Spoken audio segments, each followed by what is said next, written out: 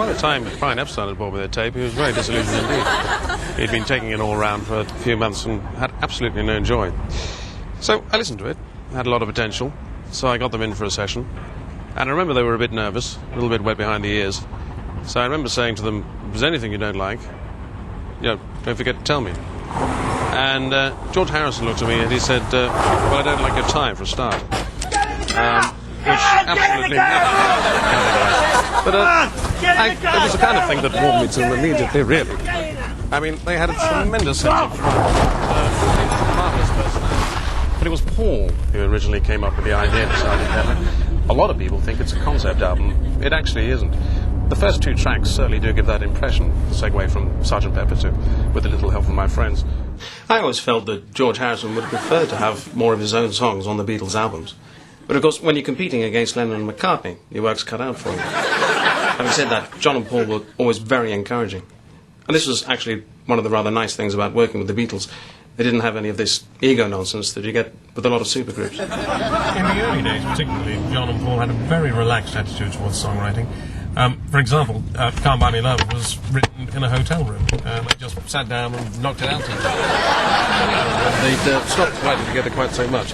They'd still contribute to each other's songs. People Work It Out, for example, is a good example.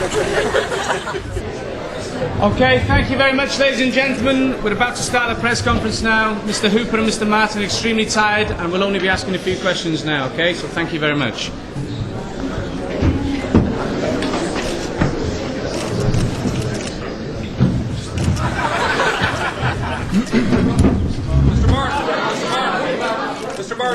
Mr. Martin, were you ever afraid for your life?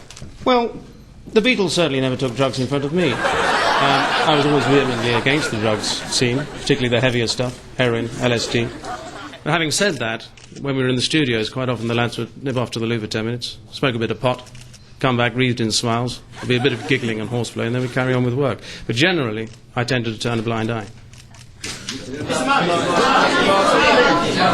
Martin, do you think your release represents a positive shift in attitudes towards the West, or was it just a publicity stunt? Well, I never really understood all the criticisms against Ringo's drumming. As far as I was concerned, he was an inventive and powerful player. You only have to listen to some tracks like, I don't know, Tomorrow Never Knows, Hey Jude, Strawberry Fields. I could go on. Absolute tour de force. Mr. Hooper, now that you're free, do you view your having been taken hostage as more of a political or a personal issue? Well, the feedback at the beginning of